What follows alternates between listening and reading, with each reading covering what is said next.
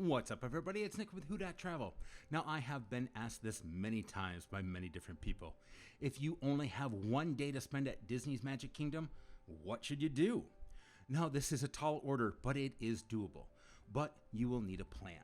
Before we get into the plan, let's talk about some of the things that you'll need to know before you get to the Magic Kingdom. Just remember, you will not only need a valid ticket, but since the reopening, you will still have to have a reservation for any park on the day that you are planning to attend. Also, it is extremely important to download the My Disney Experience app on your phone before you visit. This is absolutely essential. It can be used to check the park map, look at wait times, order quick service food, and make dining reservations. You will also want to familiarize yourself with the layout of the park. From the entrance of Magic Kingdom, Main Street, USA, which is lined with shops and food, it leads you down to the iconic Cinderella Castle. 5 additional lands are also arranged around the castle like spokes on a wheel. They are Adventureland, Frontierland, Liberty Square, Fantasyland, and Tomorrowland. The good news? While you'll still get your steps in, Magic Kingdom is actually the smallest park on the Walt Disney World Resort property. Animal Kingdom is actually 3.5 times as large at 500 acres. At the Magic Kingdom, jumping from one land to the other is super easy, so feel free to adapt the Magic Kingdom itinerary based on the current wait times, which are again located in the My Disney Experience app. The main thing is, before you go to Disney, talk with the people you are going with and make sure you have a list of must-do rides, and make sure that you check those off. Now that you have your tickets, your reservation, and also the list of must-do rides with the group that you're going with, let's talk about how to get to the Magic Kingdom. Unlike every other park, you can't just drive to Orlando's Magic Kingdom. Now, if you are driving, you're going to have to park at the Ticketing and Transportation Center, also known as the TTC. From there, the most iconic way to arrive to the Magic Kingdom, of course, is the monorail. As a kid, I remember thinking the monorail was the coolest thing ever, and of course, little man still does. At the TTC, there are actually 3 monorails: the Magic Kingdom's monorail, the Epcot monorail, and the Resort monorail. Now, the Resort monorail is going to stop at the Polynesian Resort, the Grand Floridian Resort, and the Contemporary Resort, and of course, Magic Kingdom. Now, the next option, you can hop a boat to Magic Kingdom. There is a ferry from the TTC to the Magic Kingdom. It's a little bit slower of a ride than the monorail, but it can be faster if there is a long line for the monorail. It is also a very pleasant way to start your day with some amazing view of the castle on your cruise over there.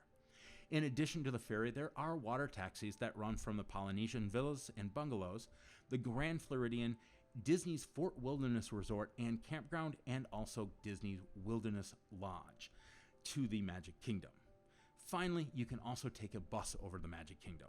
Buses run from the TTC, Disney World Resort hotels, and also off-site hotels to Magic Kingdom. Now, here's a pro tip. If you are traveling with a stroller, you will need to actually take your kiddo out and fold it to board a bus. It's actually a state law. On the monorail or the large ferry, you can roll right on with a stroller, so choose wisely if you've got a sleeping child. Now, I know I already said make sure that you talk with the group that you're going with to make sure you have the list of rides to do, but before we get too far into the itinerary, now I want to talk about some of the can't-miss rides at Magic Kingdom. Magic Kingdom is home to some of the most epic rides. Several of the most iconic and popular rides at Disney World are located at this park. Now, if you're going to do Magic Kingdom in one day, you'll want to make sure that you have a tight plan in place for getting around if you plan to squeeze them all in. Now, of course, the ages of your party will impact some of the rides that you are able to go on and which are important to you. For the purpose of this Magic Kingdom itinerary, we're going to include the thrill rides. If your party is on the younger side, definitely check out our video on the best rides for toddlers. I will link it above. You really must scale the mountains. Now, if you're looking for iconic rides, look no further than the mountains of Magic Kingdom, Big Thunder Mountain Railroad, and Space Mountain. These thrill rides are a must-do in Magic Kingdom itinerary if you're into rides that feel like amusement park roller coasters, because, well, they are amusement park roller coasters. Now, Big Thunder Mountain Railroad, what you need to know about this ride. The setup for Big Thunder Mountain Railroad is that you are on a runaway train. The majority of the ride is located outside. Personally, this one can be a little bit scarier for kids. There are parts of the ride where it feels like you may hit things or low-hanging items may hit you. It is a faster ride overall. Now, little man really enjoyed it even at a young age, but if you have kids who don't like small spaces or have a strong reflex reaction in items being thrown to them, well, they may not like this ride. The height requirement is also 40 inches. You can sit in the same row as your little children on this ride, so that does help. Second, Space Mountain. What you'll need to know about this ride. Space Mountain is going to be located at all the way across the park in Tomorrowland. You're on a spaceship traveling around outer space in this ride. Seating for this ride is single file, 3 to a ship. So while you can't sit next to your kiddos, you will sit close by. Now be aware, this ride is in the dark with flashing lights. There is also 2 tracks for this ride. Depending on which one you are put on, your experience will be slightly different. Now you might be asking, does Space Mountain go upside down? It doesn't. But it does have some drops that are a little bit steep at almost 40 degrees. Space Mountain is the oldest roller coaster in Florida, and it moves slower than some of the other newer roller coasters. It actually only clocks in at about 28 miles per hour compared to Disney's Hollywood Studios Rock and Roller Coaster, which is 57. However, there is something about being in near complete darkness, being tossed around, that is, well, just amazing. Overall, the ride is only a few minutes long and does have a height requirement of 44 inches. Now, my little man rode and has been the only ride ever that he didn't want to go on a second time. I do advise strongly that if you have any back issues at all, you probably should heed the warnings and shouldn't ride this ride. This is the least smooth roller coaster at Disney, and in my opinion, it can exacerbate any issues that you may have. Now the last one, not a mountain, however, it has been known as a bonus mountain ride, and that is the Seven Dwarfs Mine Train, which is located in Fantasyland, close to the carousel. It is just a short walk from Space Mountain, and that'll come in play here in just a second.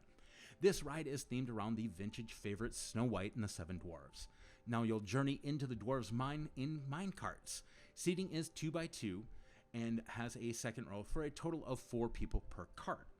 Now kiddos must be 38 inches to ride. Now the ride is similar to Big Thunder Mountain Railroad in fact that it feels like you're racing along the track. However, Disney really went all out with the engineering on this ride. It is not only extremely smooth, but each individual cart also sways smoothly back and forth. As far as the scare factor for the kiddos, you should do well on this ride. The smooth ride and short action time provides the right amount of thrills without too much fear. One note, if you suffer from motion sickness, the forward motion of the coaster combined with the swaying side to side may prove a little bit too much for you. The wife, who does suffer from motion sickness, normally doesn't have a really large issue on this ride though. Alright, let's move on to the best hotels for Magic Kingdom. No, whoa, hold up. Why are we talking about hotels in a video only about one day at Magic Kingdom? Well, it really actually does make a difference. As with all Disney World parks, we strongly recommend staying on property or at a Good Neighbor hotel. All Disney World resorts and Good Neighbor hotels get into the park 30 minutes before the rest of the visitors, giving them a head start on some of the rides that will get the longest waits. It's also convenient if you have younger kids and might need to take a break in the middle of the afternoon for naps. You can be a little more flexible with your Magic Kingdom itinerary when your travel time is cut down. For families who plan for their day to last from rope drop to park closing, proximity to the park might not be as important. However, the extra half hour in the morning before the park opens for people that are on property or Good Neighbor hotels will definitely help knock out at least one of the big rides. Alright, so we're finally going to get to the Walt Disney World's one-day Magic Kingdom itinerary. I know, I've gone through a ton of stuff already, but that's the way Disney is. You have a ton of planning before you can even get to your planning. So, we're going to lay out a Magic Kingdom itinerary for your one-day visit, and this is intended to be a rough guide, and in some sections, we'll actually give you multiple options so you can pick what's best for you and your family. So without extra magic hours, I strongly recommend to plan to be on site for the park opening and rope drop. As stated, there is an extra 30 minutes for the Walt Disney World Resort guests, but that will basically just give you a head start to one ride and your position for your second. So start your day with rope drop, or the extra 30 minutes if you've got it, and make sure you time your transportation with enough padding to be able to get through security checks. Otherwise, your entire Magic Kingdom itinerary will be pushed back. So let's talk about the elephant in the room before talking about the rest of the day. Tron. If you want to ride Tron, you will have to get a boarding group or buy an individual lightning lane.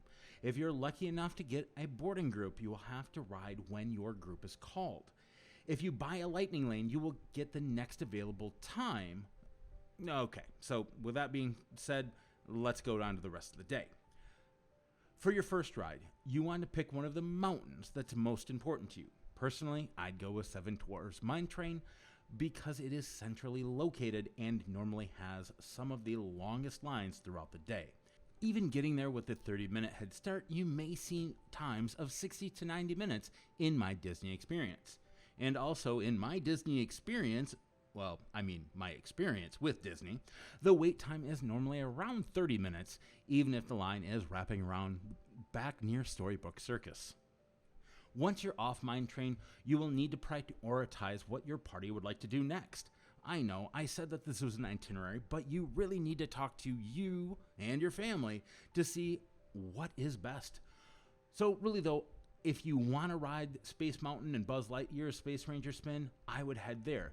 They're close by, and in my experience, they don't have too long of a line at this point in the morning. However, at this time, normally Big Thunder doesn't have that long of line either. So check my Disney experience and check with your group to see what's best for everybody. Another idea is to hit a bunch of the other rides, like It's a Small World.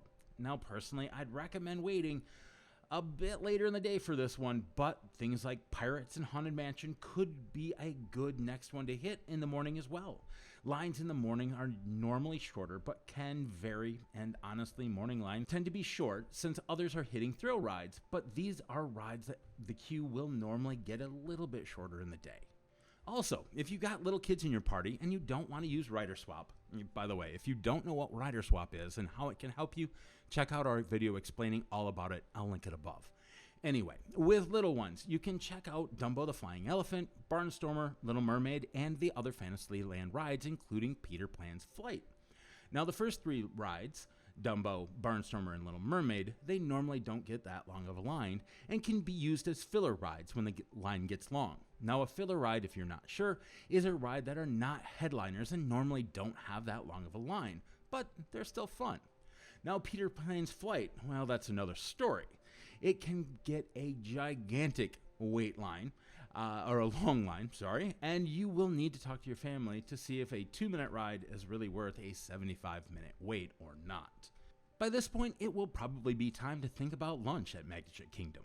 Honestly, Magic Kingdom is probably one of my least favorite spots for food in all of Walt Disney World. However, there are still plenty of tasty spots to grab lunch at the Magic Kingdom. Two of the most popular are Cinderella's Royal Table and Be Our Guest for sit-down meals. However, if you only have one day at Magic Kingdom, personally, I would skip a sit-down meal because those meals will cut into your time in the parks. Typically, those will take an hour, 2 hours, and really you don't have that much time. Instead, I would head for a quick service. Now you can head to the iconic Casey's Corner, which offers family-friendly favorites like corn dogs, hot dogs, and french fries. Or if you want a little more sophistication, you can try Columbia Harbor House and treat yourself to a lobster roll. Yeah, I'm sorry, I have to say it like that. I gotta break in with a pro tip. Use the mobile ordering functions at any of the quick service restaurants, but check for availability ahead of time because they can fill up around standard meal times. And now back to our regularly scheduled itinerary. Now, the afternoon plans for the Magic Kingdom, well, by afternoon, most Magic Kingdom visitors are two things, hot and tired. Now, if you've got little kids in your party or adults that act like little kids, we have found that it is best to head back to the hotel at lunch and catch a nap. Now, you may lose some time in the park, but we found that our little man, and, well, us as well, can actually make it all the way until the park closes if we go back for a nap.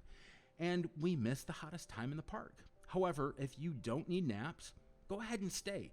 This is a great time to have a few indoor attractions in mind for a rest and, well, for some air conditioning. Now, here are some great indoor options in each land. By sticking to one land at a time, you'll conserve some of the energies and rest up for the rest of the day. Now, for Adventureland indoor attractions, it is actually the perfect land to visit in the afternoon. It's got multiple indoor options as well as some slower pace rides that offer a reprise from the go, go, go that sometimes happen in the theme parks. Pirates of the Caribbean and Walt Disney's Enchanted Tiki Room are both good indoor options. Pirates is a quintessential dark ride, and hey, who doesn't like to sail with a few pirates? The Tiki Room is a cute show with some of the first audio animatronics and some catchy tunes. Yet another suggestion is to wait in line for the ride that contains the eighth wonder of the world, the backside of water. Yes, I'm talking about the absolutely punny Jungle Cruise. This ride does have a high wait time throughout the day because it does have a very low capacity. The queue is mostly covered and does have many fans and a lot of artifacts to keep you entertained. Now, I do also suggest that you listen to all the announcements. That is hilarious. Anyway, I would not actually recommend doing this at night. It's just a little harder to see everything. Next is definitely a filler ride. In Adventureland, you do have the Magic Carpets of Aladdin, and it's essentially the same ride as Dumbo, but the little ones generally love it. So if you feel like climbing a bit, the next one is the Swiss Family Robinson. And yes, this is completely a polarizing one. You either love it or hate it. Nope, hold on. Snack hint. At Aloha Isle in Adventureland, you can also stop for a mid-afternoon snack of Dole Whip. But if you're not into the pineapple Dole Whip and maybe you want some orange stuff, well, that's going to be found over at Sunshine Tree Terrace. So definitely get your frozen snacks to cool down during the middle of the day. All right, we're going to move one land over and take a look at Frontierland's indoor attraction and ride. Unfortunately, this can only be done when the weather is decent, but if you need to get away from people, and I mean actually have some elbow room, you might actually consider hopping a log raft over to Tom Sawyer's Island. It is definitely an underappreciated Magic Kingdom attraction. Looking for an indoor show or some air conditioning? Well, then you can head over to the 16-minute long Country Bear Jamboree and watch 18 animatronic bears sing and play instruments. Now, yeah, I actually really like that one. It's completely underrated, but definitely a spot to get out of the heat while in Adventureland. So, but if we continue around Magic Kingdom to Liberty Square, and this is the spot that you definitely, if you need a break, you're going to want to head, because they have the Liberty Square Riverboat, which is a great way to slow down in the afternoon. It is an authentic steamboat with a paddle wheel and cruises the rivers of America. So you'll catch a glimpse of aforementioned Tom Sawyer's Island, and there are really nice indoor benches, or almost couch-like, that are perfect for relaxing spots in the upper level. But you will have to get on really quick to snag one of these. If the wait time isn't too long, the Haunted Mansion, of course, is a great spot. It is indoors and air conditioned. Maybe that's just the chills from the ghosts, but I like to believe it's the air conditioning.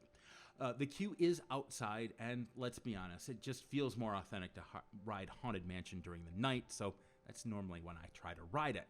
But it is a great spot to cool off if you want to. Moving just a little bit over from there is another great spot to cool off and maybe even take a nap, is the Hall of Presidents. It is a 25-minute ride, or, well, not really ride, it's a show, and the staging area is air conditioning as well, and it does ride continuously throughout the day. Now, for a breakfast or snack hint, the Sleepy Hollow does have funnel cakes with berries and powdered sugar. Huge fan favorite of the wife and also little man, but also if you're still hungry in the afternoon, they do have a spicy chicken and waffle sandwich.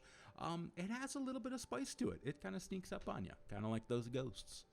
Let's move over to Fantasyland and their indoor attractions. Now, while there are a lot of indoor attractions in Fantasyland, they are usually also pretty crowded in the afternoon as parents try to squeeze those last few drops of fun before their kiddos run out of steam.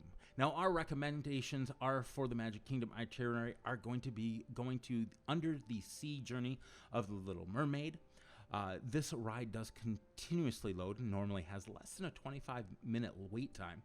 Another great option is Mickey's PhilharMagic show. Now, it's a 12-minute show, and the queue is indoors as well, so it is have some loud noises, and also for our little guy, the 3D effects could be a little much.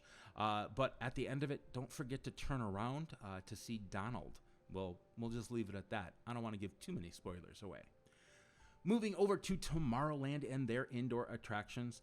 Now, many of the attractions in this land are indoors. Monsters, Inc. Laugh Floor is a hilarious interactive show where they might even use one of your jokes.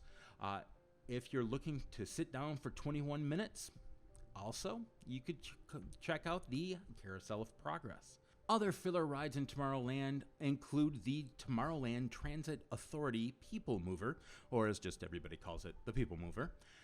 While not the most exciting ride, now it is a great spot to sit down and get maybe the little ones to nap for a few. But honestly, if you're looking for a nap, Carousel of Progress. Tomorrowland People Mover, honestly, just fun to watch, people watch, and also just not have to walk around for a little bit. So with all of that running around land to land during the afternoon part and getting in some of that sweet, sweet air conditioning, we are going to actually move on to evenings at the Magic Kingdom.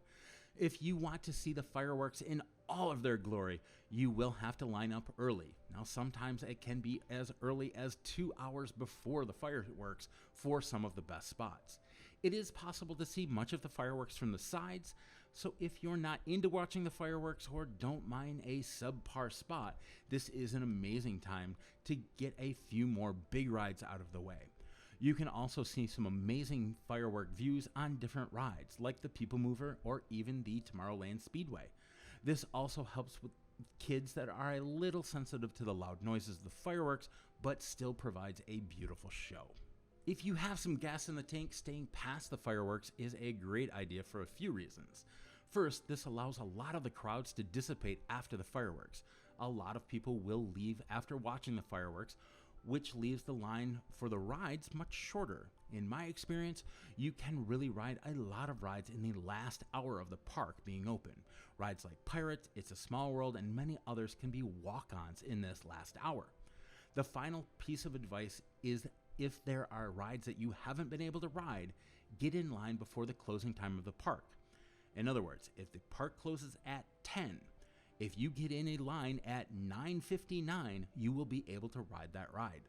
The best part of this is the line for transportations will have gone down, and you will also be able to have some amazing shots of the castle without anyone in them. Now, I hope this helps with your questions. If you have any questions that I didn't answer, please leave them in the comments below. If this video helped you out, please hit the like button. It tells YouTube and their algorithm that this video is helpful, and it helps to share it to others. And of course, hit the subscribe button and the bell to be notified when I release new videos. With that being said, I hope you have a great day, and we'll see you real soon. Thanks, everybody.